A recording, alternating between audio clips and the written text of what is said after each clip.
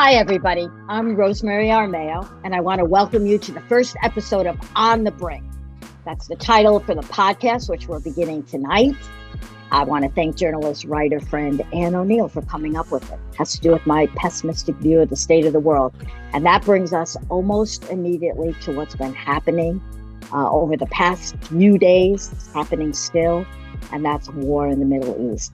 I have long contended as a panelist on the Roundtable WAMC for years that those guys were pipers compared to my sisters and children and nephews who not only know all the issues, they have strong opinions and can loudly espouse them. We're going to try not to talk over each other. I'm a little bit worried about that. We do all sound alike, which could also be a problem for you.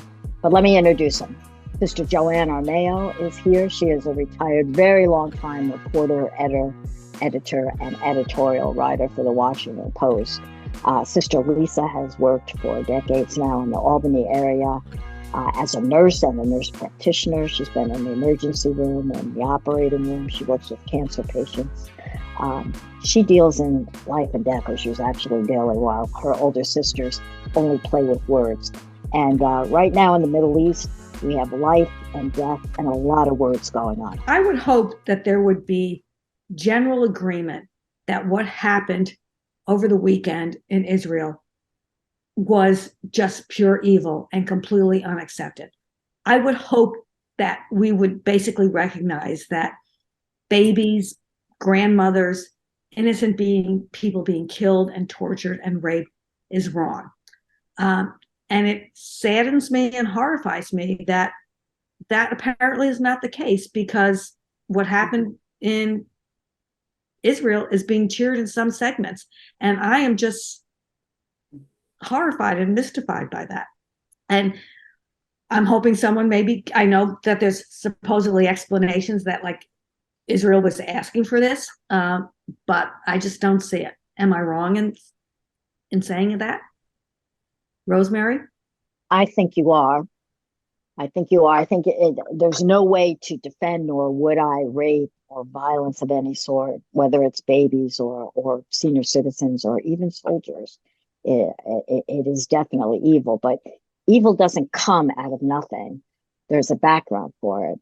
And when it's set up this way, that if I talk about the historical roots of this conflict, if I talk about other victims who are the Palestinians as well as the Israelis, then you just call that victim blaming. So I can't win the argument, even from the onset, the way you've set it up.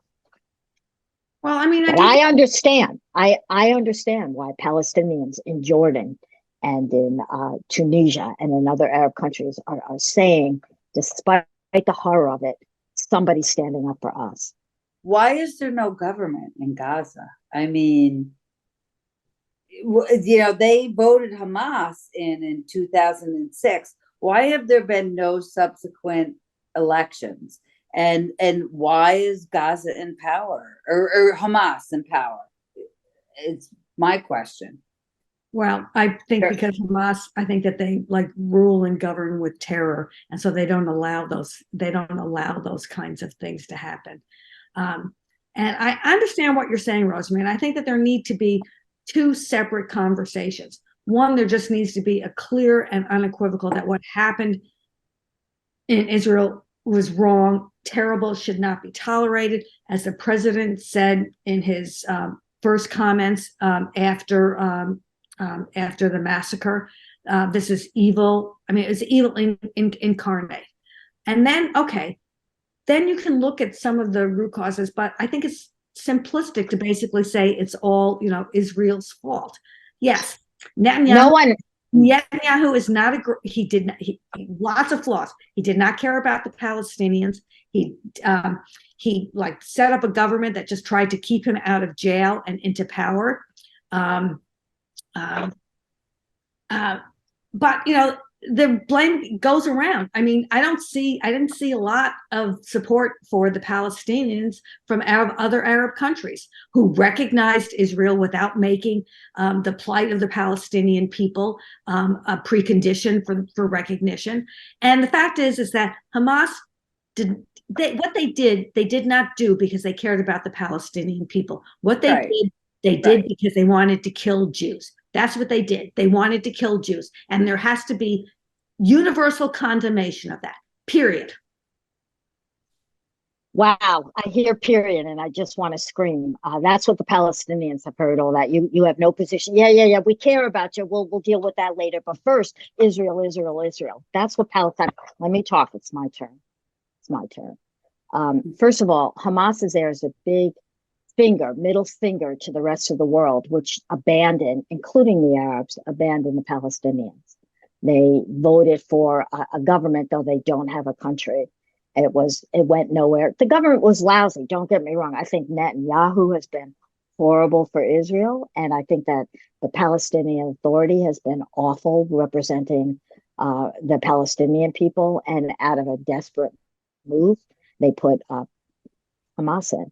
And now Hamas is an agent of its own, not a government. So very difficult for other states to deal with. I think they've been manipulated by both Iran and most especially by Russia. Right. Which wants to deflect attention from Ukraine. It has stirred up trouble in Western Africa. There's been a series of coups there to destabilize the region. They've stirred up trouble in Kosovo and Serbia, which has been stable for a few years. That's a mess right now. And then their golden award here is the Middle East. No one is talking about Ukraine. This is not about the Palestinians. And all of the effect of this will come down on the Palestinians.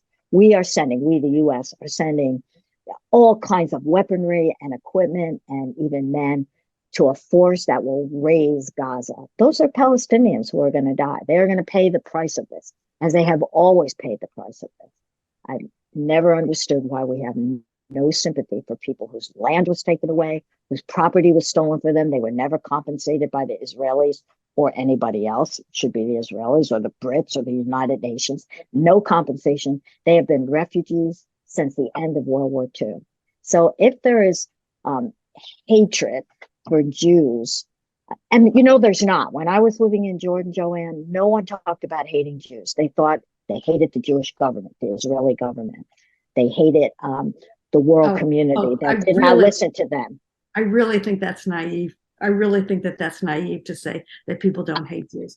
I don't think that. No, not people, not people, Joanne. Palestinians, because they know bad government too. You're the one who's simplistic, because we don't give in the media here. We don't give the real picture. You know as well as I do. It's hard to even talk as a journalist about what's going on in the Middle East. You'll hear from one side or the other, but you'll never be right. Well, I mean, the problem is that I just don't see how you can look at what happened in Israel and come away without any kind of condemnation. And Hamas is certainly not. I mean, Hamas, again, they weren't standing up for the Palestinian people. They weren't. We agree on that. And the terrible things, there are going to be terrible things that are going to be happening in Gaza. And you know what? What did Hamas think when they went out and they butchered babies? What did they think was going to happen when they butchered babies? You don't think innocent women and children were slaughtered? I do, but Lisa, the Israeli army had moved into refugee camps and bulldozed houses and killed people. And we don't get upset about that. I think it happened on both sides. And I think it goes back to...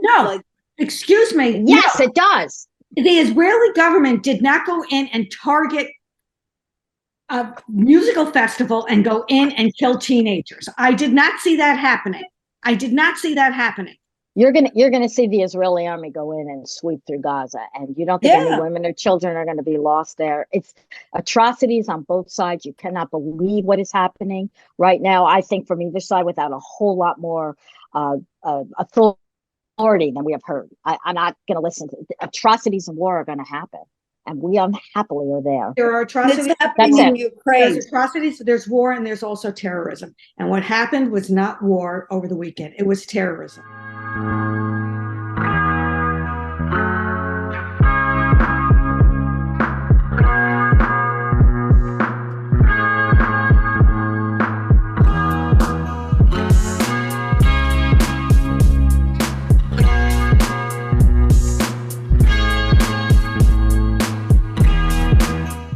Well, whoever the Republicans pick, it's going to be a disaster, right? Yes. And, actually, I think that the Democrats are hoping for that, because the more of it's a disaster, the more it helps the Democrats in the elections next year. I think that Jim Jordan would be an atrocious choice to have someone who basically tolerated what happened on January 6th, who refused to appear before the commission to get to the bottom of that, to have him second in line to the presidency defending the Constitution. But the fact that it's possible just shows the horrible state that the Republican Party is. And part of me thinks, okay, let that happen, and then put that to the country and let them decide next year for that. I do agree with you, Rosemary. I think Hakeem Jeffries has really impressed me. I think it would be really. Yep. I think that there are some nice things to be said about Stephen Scalise, but he is conservative. He also didn't vote to certify the election. There are problematic things with him. I think he would be held hostage by these crazies on it. I just wish that the moderates, the supposed, and I use that word loosely, moderates in the Republican Party, would get a backbone and say, okay, we're going to stand on principle, and we're going to forge an alliance with our like-minded colleagues on the other side of the aisle and do something smart for the country. But it's not going to happen, unfortunately. I understand why the Democrats did it. You said it. It's going to be good for the chaos among the Republicans is good for them in the election. But do you think that was a mistake, especially now that we see how important a speaker could be with the situation? We have two wars now that we're actually kind of embroiled in, and no speaker, no way for the House to act. Did they make a mistake in letting Kevin McCarthy go down? Do you think? No, I don't. I totally agree with that question. Okay, I don't think so, because you look at Kevin McCarthy and the horrible things that he has done, and the fact that his job was on the line. And what did he do? He went on TV and he trashed the Democrats. If he had held out a hand to the Democrats and said, how can we govern together? How can we do something smart together? He didn't do that. And so, why do we always look to the Democrats to defend the institutions of government when they're being they're being vilified, raped by the Republicans? Why is it always on the Democrats? So the Democrats did nothing wrong. This is the Republicans. They wanted the majority. They wanted the thing. Let them go ahead and do it. They didn't think that they needed help, but let's blame the Democrats for what the mess that the Republicans Okay, sink or swim is your view of this. How are you viewing this all? Do you care about it? Of course I care about it. And well, Joanne and I are all involved in politics following this. This is not affecting your everyday life, or is it? Yes, it is affecting my everyday life, because the House is not functional right now because Kevin McCarthy has been voted out. And so do you think there's a chance he's going to be voted back in, which is there's talk about that? What do you think about that? We never saw this with Nancy Pelosi. And we talk about the Democrats who, they're elderly and they can't govern. But I think they're governing. I think they're doing a hell of a lot better job than these young Republicans who can't agree on anything. But this is a whole new level of dysfunction. And imagine what would happen if there had been a government shutdown. If this attack in Israel had occurred and the government was shut down. My God, it would just be unimaginable. You need a Congress to be able to be, hopefully, to be working with the president, to be able to come up with funding, to be able to take a moral stance together. And the fact that we are just rudderless at this point, it's not worthy of America. And I look at what happened in the Mideast, and I look at what's happening in America, and it makes what we are doing so petty and so ridiculous and so absurd, and we should be ashamed of ourselves. You pair what's happening in the House with the Senate, where military leadership positions and promotions are being stalled. That also is stymieing American action, both in Ukraine and now in the Middle East. Again, that's on the Republicans. Tommy Tuberville is, I think, a traitor in my mind. Okay, can I make a little point that I agree with you, but I'm also really annoyed at Chuck Schumer, because you know what? Me too. He can basically say, okay, you're not in recess. We're all coming back. you're putting your like butts in the chair and we're not going anywhere until we like get through all of these. Chuck Schumer to do that. And the reason he's not doing it is that it's a good political point for him, that they can make this a political point that they think will help them in the next elections. So shame on you, Chuck Schumer. Yeah, utterly agree with that. He could have made those appointments instead of taking an August break. They could have put their butts in the chair and worked all August. We would have had leaders in they're in recess this week. Military. Yeah. The Republicans vote out, oust their speaker, and then take a week off. I want a job like that.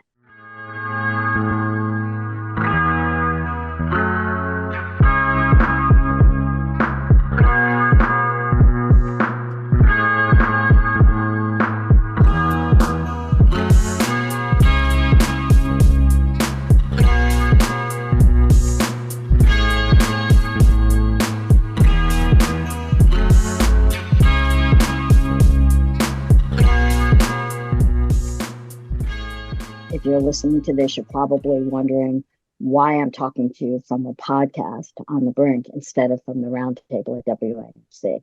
I am not there anymore. At least I think I'm not there anymore. Technically, that I said I was going to leave on December 1st when the station decided it was going to stop paying me, something it has done since I began like 12 years ago. I took my outrage over this public. Many of you have responded to it and reached out to me. I appreciate that. But I've not been scheduled on the roundtable or on the media project for WAMC ever since I did that. To me, the matter has just been really clear. You don't pay an employee, an independent contractor in this case, for something like 12 years. And that's someone, me, does a good job, a really good job, I think. I worked hard at it.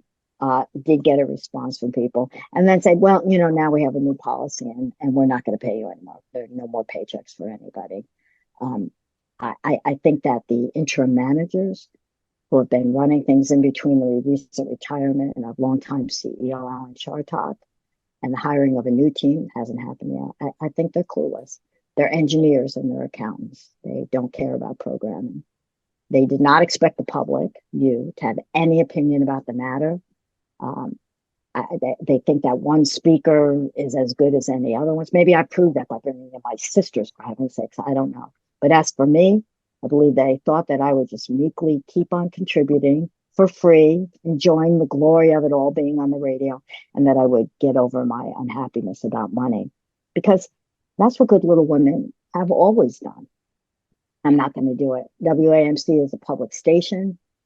I do not, however, consider it my civic duty to volunteer my time and talent.